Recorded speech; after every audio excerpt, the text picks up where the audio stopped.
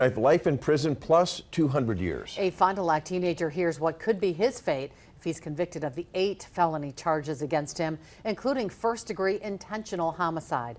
17-year-old Antonio Johnston is now behind bars, arrested for allegedly shooting and killing 20-year-old Tatiana Zek outside the Maplewood Commons apartments last May. We were the first to alert you when the teen was arrested in Chicago Friday after nearly 4 months on the run. Holly Brantley was in court this morning when the judge set that $2 million cash bond. She joins us now live in Fond du Lac. Holly. Family members for both Johnston and Zach were filling the courtroom this morning. We talked to police today about how they finally caught up with Johnston, and Zach's family members about how they feel now that both suspects are behind bars.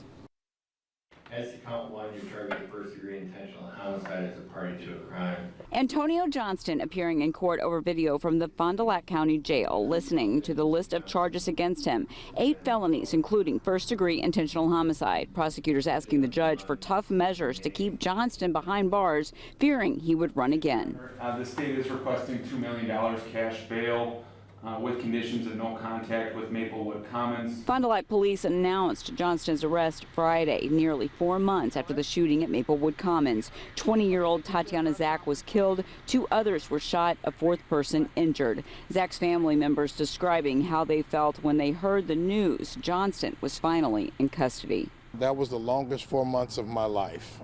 It was a sigh of relief that it was, now the process can start for our family to start trying to heal and putting our lives back together. I felt relieved. I felt like a lot of weight was lifted off the whole family's shoulders. Fond du Lac Police Chief Aaron Goldstein describing how they finally tracked Johnston down in Chicago. We learned that we needed to find potential adults that might be around Antonio.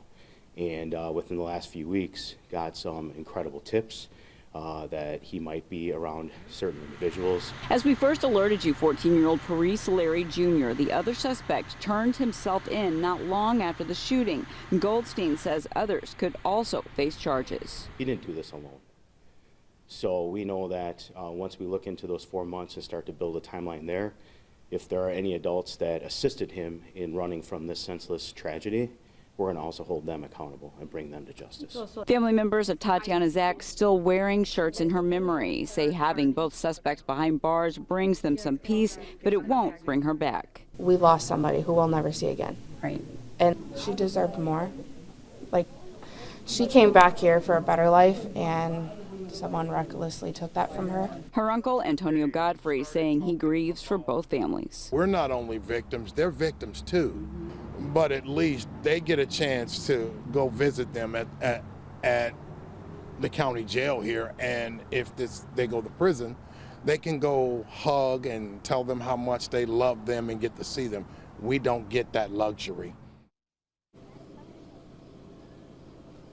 Chief Goldstein saying that now they will be digging into those 4 months that Johnston was on the run, and more charges could come from there. He is due back in court December 1st. Live in Fond du Lac, Holly Brantley, Action 2 News.